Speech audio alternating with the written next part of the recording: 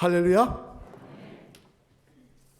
오늘은 여기까지 우리를 도우셨다라는 제목으로 하나님의 말씀을 대언하도록 하겠습니다. 여러분, 과거에 우리 조상들은 결혼을 한 후 결혼한 지 한 해가 지날 때마다 결혼 기념일의 이름들을 정해 놓았습니다만, 여러분들은 혹시 오래전부터 내려온 우리나라 결혼 기념일들을 그 이름을 아십니까?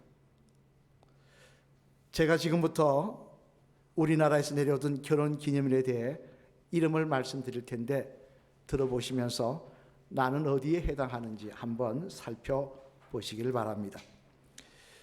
결혼한 지 1년이 지난 뒤인 결혼 1주년을 지혼식이라고 했다고 합니다. 그리고 2주년을 고혼식, 결혼 3주년을 과혼식, 4주년을 혁혼식, 5주년을 목혼식, 7주년을 화혼식, 10주년을 석혼식이라고 했다는 겁니다. 10주년 되신 분은 그날을 석혼식이라고 해서 기념했다는 거예요. 그리고 12주년을 마혼식, 15주년을 동혼식, 20주년을 도혼식, 그리고 25주년을 은혼식이라고 했다는 것입니다. 아마 여기 계신 분들 가운데 은혼식을 지내신 분들도 많이 계실 것입니다. 그 다음으로 살펴보면요, 결혼 30주년 이제부터는 보석의 이름이 바뀌는데 진주혼식, 35주년은 산호혼식, 40주년은 녹옥혼식, 45주년은 홍옥혼식, 그리고 50주년을 금혼식이라고 했다는 것입니다. 그리고 여기까지가 끝이 아닙니다. 그 다음에 또 있습니다. 결혼한 지 60주년이 되면 회혼식이라고 했고요, 마지막으로 결혼한 지 75주년이 되면 금강혼식이라고 했다고 합니다. 여러분, 만약에 30살에 결혼한 부부가 금강혼식을 맞이했다고 한다면 부부 두 사람이 몇 살이 되는 겁니까? 105살이 되는 겁니다. 그죠? 두 부부가 105살까지 살아있어야 되는 겁니다. 같이. 그러다 보니 여기까지 있고 결혼 기념일에 대한 이야기는 더 이상 없었습니다만, 어쨌든 사람들은 이처럼 기념일을 정해놓고는 올해가 결혼 몇 년째 되는 이를테면 은혼식이니 또는 금혼식이니 라고 말들을 하며 그날을 기념하기를 좋아했다고 합니다만, 오늘 본문 말씀에도 보면 이스라엘 백성들도 결혼 기념일은 아니지만 기념비를 만들어 놓고는 그날을 기념하기를 원하는 내용의 말씀이 기록되어 있는데, 오늘 보면 12절 말씀 앞을 보시며 우리 한번 같이 읽어보실까요? 시작. 사무엘이 돌을 취하여 미스바와 센사에 세워 이르되 여호와께서 여기까지 우리를 도우셨다 하고 그 이름을 에벤 에셀이라 하니라. 아멘. 무슨 말씀입니까? 소리 조금만 올려주세요. 이는 사무엘과 이스라엘 백성들이 미스바라는 지역과 센이라는 지역 사이에 돌로 기념비를 쌓고는 그 이름을 에벤 에셀이라 하면서 그날을 기념하기를 원했다는 것입니다만, 그렇다면 왜 사무엘과 이스라엘 백성들은 갑자기 돌을 취하여 기념비를 쌓아놓고 두고 그날을 기념하기를 원했는가 하니, 그것은 오늘 7절 말씀에 나와 있는 사건 때문이었습니다. 우리 7절 말씀, 오늘 보면 7절 말씀도 우리 앞을 보시며 같이 읽어보시겠습니다. 시작. 이스라엘 자손이 미스바에 모였다 함을 블레셋 사람들이 듣고 그들의 방백들이 이스라엘을 치러 올라온지라. 이스라엘 자손들이 듣고 블레셋 사람을 두려워하여. 아멘. 무슨 말씀입니까? 이스라엘 사람들이 사무엘 선지자의 말씀을 듣고자 미스바라는 곳에 다 모여 있을 때 이 정보를 알아낸 블레셋 사람들이 군대를 모아가지고 미스바로 쳐들어왔다는 것입니다. 그러자 그 모습을 바라보던 이스라엘 백성들은 지금 자기들을 향해 쳐들어오는 이 블레셋 군대 앞에 절망할 수밖에 없었는데, 그런데 그런 블레셋 군사들을 하나님께서 나서셔서 물리쳐 주시더라는 거예요. 그래서 이스라엘 백성들은 도저히 상상할 수 없는 승리를 블레셋 군대에게 거두게 하시더라는 것입니다. 그러자 이런 사실을 경험한 사무엘과 이스라엘 백성들은 그 사실을 두고 기념하기 위해서 에벤 에셀이라고 하는 기념탑을 쌓았다라는 말씀입니다만, 저는 오늘 이 본문의 말씀을 읽으면서 이 말씀 가운데 두 가지 감사의 조건을 생각해 보았습니다. 그러면서 그런 감사가 우리들의 삶 속에도 있어야 되지 않겠나 하는 생각을 해 보았습니다만, 바라기는 오늘 이 말씀을 통하여 우리의 삶 속에서도 오늘 말씀드리는 두 가지 감사의 조건이 항상 넘쳐나시기를 주님의 이름으로 간절히 축원을 드립니다. 그러면 오늘 본문 말씀에서 발견할 수 있는 감사의 조건 두 가지는 무엇인가? 그 내용을 살펴보면요, 먼저 첫째로 우리 앞을 보시며 같이 읽겠습니다. 시작.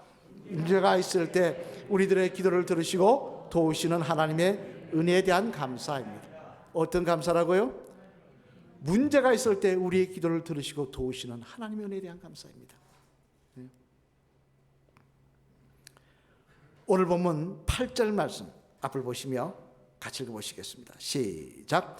이스라엘 자손이 사무엘에게 이르되 당신은 우리를 위하여 우리 하나님 여호와께 쉬지 말고 부르짖어 우리를 블레셋 사람들의 손에서 구원하시게 하소서 하니. 아멘. 무슨 말씀입니까?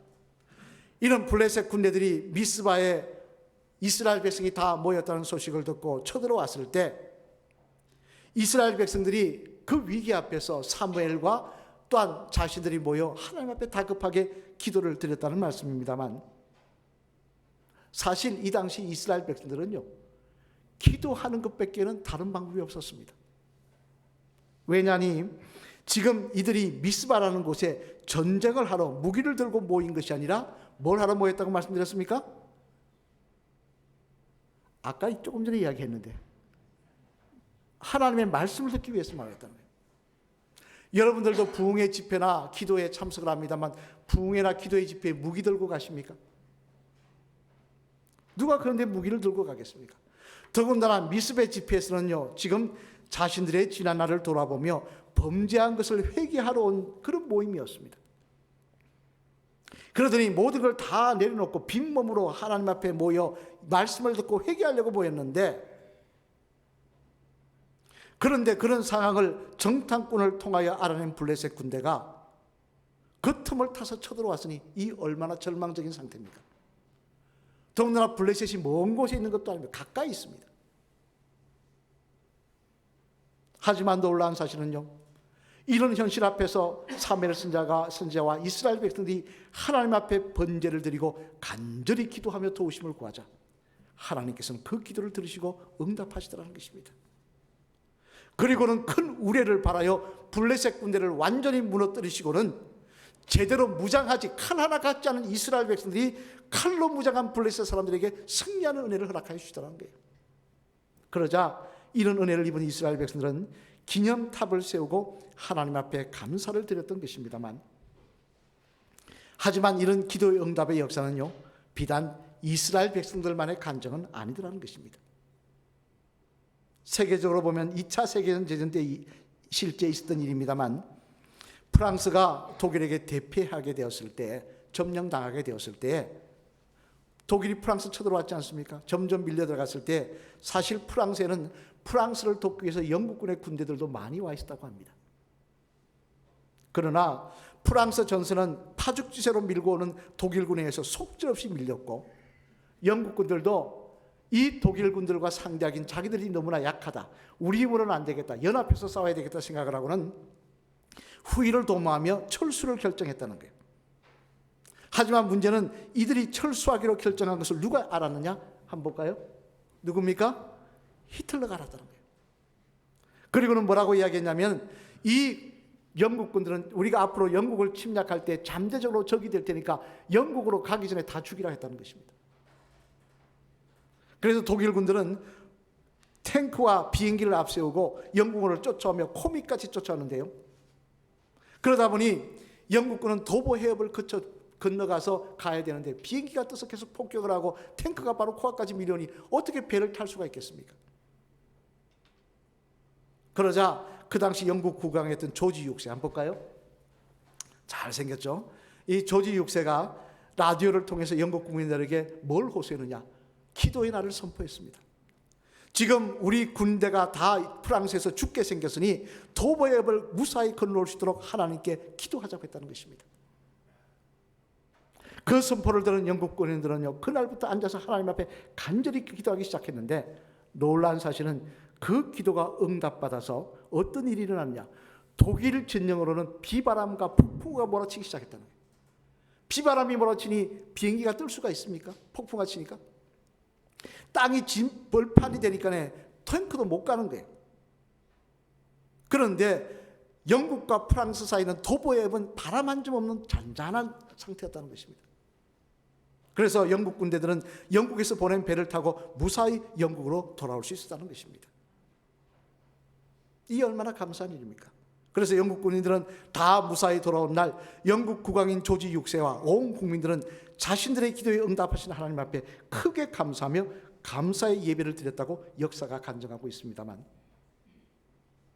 이는 또한 우리 홍제교회도 마찬가지였어요. 먼 영국 이야기는 우리 교회도 마찬가지였어요. 다른 일들을 다 떠나서 지난날 조합가의 사업에서 여러분들이 잘 아시는 대로 하나님께서 우리들의 기도를 들으시고 도우셨지 않습니까? 그 중에 한 가지 일만 살펴보아도요, 사실 법원에서 강제 집행 정지를 신청하려고 우리나라에서 날고 긴다고 하는 변호사 사무실을 찾아다녔습니다. 그런데 들려오는 대답은 똑같았습니다. 불가능합니다. 왜입니까? 물어보니까 뭐라고 이야기하냐면 대답이 똑같았습니다. 강제 집행하라고 명령한 판사 3명이 강제 집행을 정지하라고 명령을 내려야 합니다. 그런데 그렇게 하면 자신들의 인사고과에 마이너스가 됩니다. 출세길에 마이너스가 된다는 거예요. 아니, 새벽에 판사들이 우리 교회와 무슨 상관이 있다고 자신들의 인사고과에 마이너스가 되면서까지 우리 교회를 도와서 강제 집행 정지를 내려주겠습니까? 아무리 생각해봐도 불가능한 일이었습니다. 그 변호사들이 뭐라 그러냐? 안 되는 일입니다만 그래도 정 원하시면 얼마를 주시면, 몇 프로를 주시면 하겠다고 하더라고요. 하지만 하나님께서 우리들의 간절한 기도를 들으시고 도우시니까 어떻게 됐습니까? 역사가 일어나더라는 거예요. 법원에서는 통상적으로 판사들 인사이동이 매해 1월 달에 있는데 우리가 접수할 때는 8월 달이었습니다. 8월 달에 놀랍게도 우리 교회 강제 집행을 명령한 하비부 판사 3사람만 다른 곳으로 인사이동이 되더라는 거예요. 그것도 우리가 접수하기 일주일 전에. 새로운 판사가 온 줄 우리는 몰랐습니다. 이름도 그대로 옛날 판사 이름인데 바뀌어버려서 일주일 전에. 그리고는 그 3명의 판사를 통하여 강제 집행 정지라는 판결이 나게 되어서 결국 조합이 두 손 들고 합의하자고 나온 거 아니겠습니까? 그리고 지금 우리가 보는 대로 한번 볼까요? 이 성전이 지어지고 있는 거 아니겠습니까?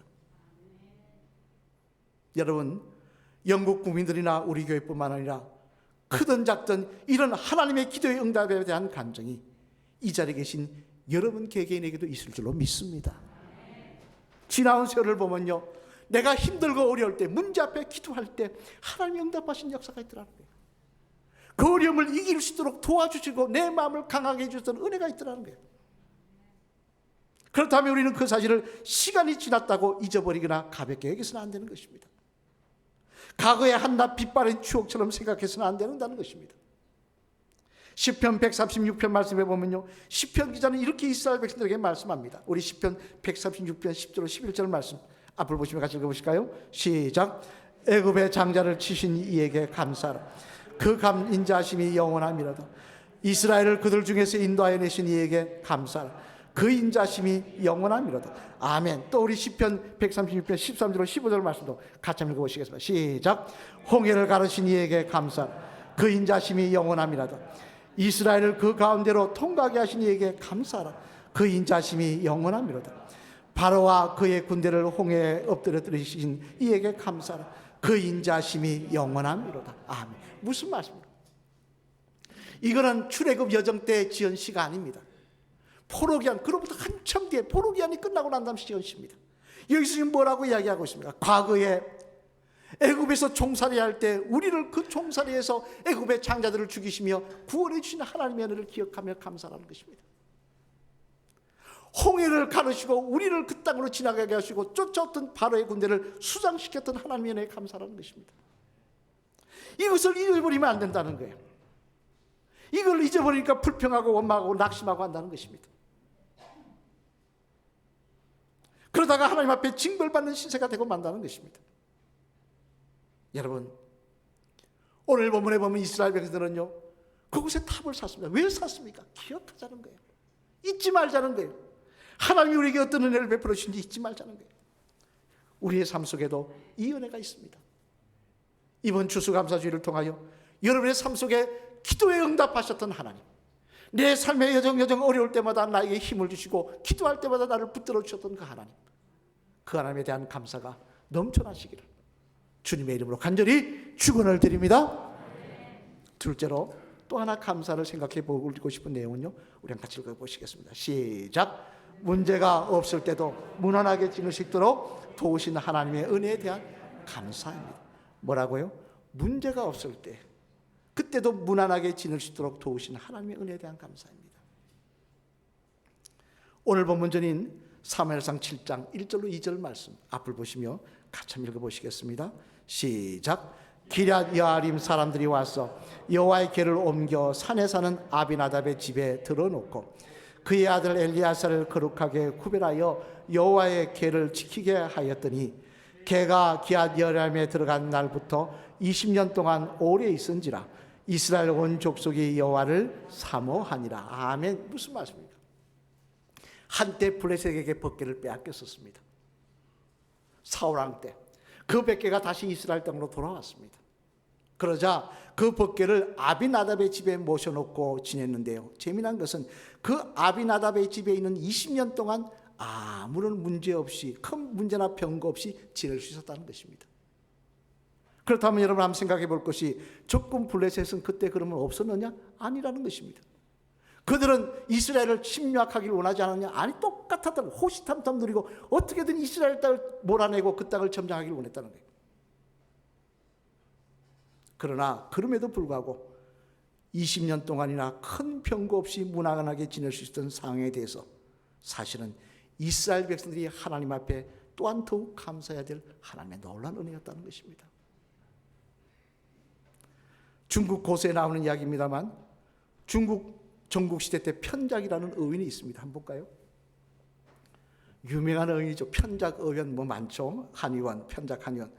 그는 죽은 사람도 살려낸다는 명이었습니다. 그 명성이 자자했는데 재미난 것은 그 집안의 아들 3명, 편작뿐만 아니라 2형도 다 의원이었다는 거예요. 그런데 재미난 것은 그 3명이 다 의원인데 2형에 대한 명성은 없고 이 막내만 유명했다는 것입니다. 한 번은 중국의 왕이 편작을 만난 자리에서 이렇게 물어봤다는 겁니다. 그대의 형님들도 모두 의원이라고 들었는데, 그런데 왜 3형제 중 의원이라고 들었는데 그 형제 중 누가 최고의 의원인가? 라고 물어봤다. 당연히 내가 최고의 의원입니다. 편작이 제가 유명하지 않습니까? 그 이야기를 생각하면서 넌저시 띄우면서 물어봤다는 거예요. 그러자 편작이 뭐라고 대답하냐? 이렇게 대답했다는 겁니다. 그야 물론 큰 형님이 최고로 훌륭한 의원입니다.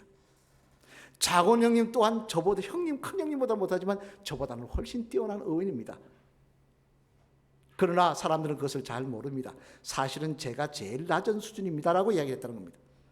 그러자 왕은 의아해하면서 아니 어떻게 그렇게 생각하는가? 이유가 뭔가? 라고 물어보자 편작은 그 이유에 대해서 이렇게 설명했다는 거예요. 저희 큰 형님은요, 한 자의 얼굴빛만 보아도 그가 앞으로 무슨 병에 걸릴지를 미리 아십니다. 그래 병의 원인을 근본적으로 치료를 하십니다. 반면에 환자는 자기가 아프지 않으니까 고마운 줄 모르고 형님의 훌륭함을 인정하지 않습니다. 또 작은 형님은 환자의 증세가 미미하게 나타나기 시작했을 때 그 병을 알아채기에는 거기에 맞는 방법으로 치료해 주십니다. 그래서 환자들이 고맙게 생각을 합니다만, 그러나 누구나 고칠 수 있는 병인가 보다 생각하고는 우리 둘째 형님도 크게 높이 생각하지 않습니다. 그런데 저는 병이 커지고 환자가 아주 큰 고통을 느끼고 죽을 지경이 된 다음에야 그 병을 알아냅니다. 그래서 수술도 하고 독한 약을 써가면서 치료를 합니다. 이를 모르는 사람들은 저를 정말 훌륭한 의인이라고 말을 합니다만, 그러나 앞에서 말씀드렸다시피 2 형님, 그 중에서 큰 형님이야말로 가장 훌륭한 의원이십니다 라고 얘기를 했다는 거예요. 여러분, 이 중국 고수에 나온 이야기를 들으면서 어떤 생각을 하셨습니까? 사실 가장 훌륭한 의사는 병이 나서 다 죽게 되었을 때 고치는 의사가 아니라 그 병이 나기 전에 미리 올 것을 알고 막는 의사가 훌륭한 의사이지 않겠습니까? 그런데도 사람들은 그것을 모르고 감사하지 않더라는 겁니다. 이는 우리들도 마찬가지였어요. 우리들도 하나님의 은혜 중에 평범한 일상생활에서 받고 있는 하나님의 은혜에 대해서는 별로 의식하지 못하더라는 거예요. 마치 당연히 주어진 것처럼, 자연히 그렇게 되는 것처럼 생각을 하고는 하나님의 은혜를 깨닫지 못하더라는 것입니다. 그러니 어떻게 합니까? 깨닫지 못하니 감사하지 못하더라는 거예요. 이는 마치 우리가 운전할 때도 마찬가지입니다. 많은 분들 운전해 오셨을 것입니다만, 운전해 올 때 어떻습니까? 옆에 다른 차들이 속도를 내 달려갑니다. 근데 사실은 그 차 하나하나가 사고의 위험성을 갖고 있는 거예요. 운전대 약간 돌리면 내 차로 치고 들어오는 겁니다. 그런데 그럼에도 불구하고 우리는 무사히 왔으면 당연하게 생각합니다. 당연하게 왔다고 생각합니다. 그러다가 길을 가는데 우연히 내 옆차에서 다른 차가 서로 박으면서 꽝 하면 어떤 생각을 합니까? 아, 하루하루 사는 것이 다 은혜구나라고 깨닫더라는 거예요. 이는 또한 건강도 마찬가지였어요. 건강할 때는 건강한 걸 당연하게 여깁니다. 나는 건강 체질이고 나는 건강 관리를 잘해서 많이 걸어서, 하나님 한번 잡아버리시면 그만인 겁니다. 건강 관리가 어디 있어요? 그러다 아프고 나면 뭐라 그럽니까? 아, 평상시 건강하다는 게 바로 축복이었구나 깨닫더라는 거예요. 지금 다른가 우리가 경험하고 있지 않습니까? 이 코로나를 통하여 과거에 평범했던 일상이 하나님의 축복이고 은혜였음을 우리가 지금 깨닫고 있지 않습니까? 따라서 우리들은요, 당장 큰 기적 같은 일이 없다고 하더라도, 어제와 오늘이 다르지 않다고 하더라도 그 사실에 감사해야 되는 것입니다. 이것이 그저 주어진, 그저 당연히 지나가는 우리의 삶이 아니라 어제와 여기 오늘이 같다는 사실이 바로 하나님의 큰 은혜였음을, 하나님의 도우심이 우리와 함께하고 있음을 깨닫는 모습이 있어야 된다는 것입니다.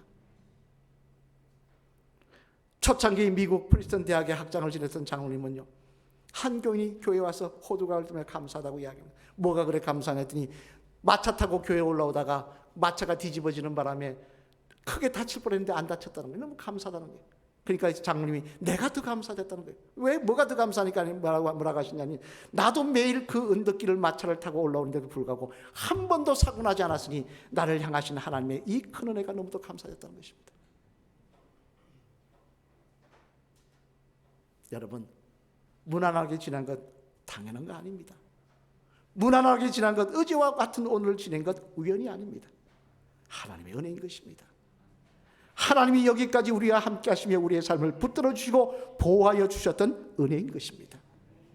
이것을 아시고 우리는 또한 하나님 앞에 감사하는 주의 성도가 되어야 할 줄로 믿습니다. 사랑하는 성도 여러분, 코로나 시국 속에서도 2021년도도 이제 거의 마감이 되어 갑니다만, 이 가운데 이제 여러분에게 묻겠습니다. 여러분의 감사의 제목은 무엇이었습니까? 무엇입니까?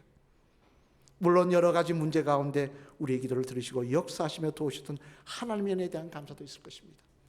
코로나 시국 속에서도 내가 어려울 때 하나님 도우셨던 감사도 있을 것입니다. 하지만 꼭 홍해가 갈라지고 죽은 자가 일어나는 기적이 아니라고 하더라도 우리의 삶의 평범한 속에, 우리의 삶의 무난함 속에 이미 하나님의 놀라운 은혜와 하나님의 도우심이 함께 있음을 분명히 깨달아 아시기를 바랍니다.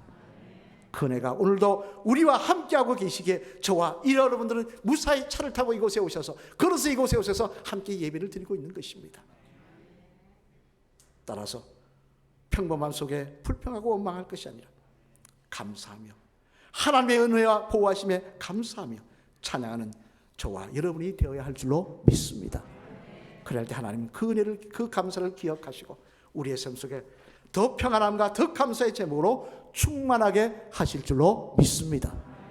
마지막에 따라하실까요? 집사님, 가만히 돌아보면 우리들의 삶 속에 하나님의 도우심과 은혜가 아닌 것은 하나도 없습니다. 인정하십니까? 계속하겠습니다. 모든 일에 항상 감사하시는 하나님 기뻐하시는 집사님 되시길 바랍니다.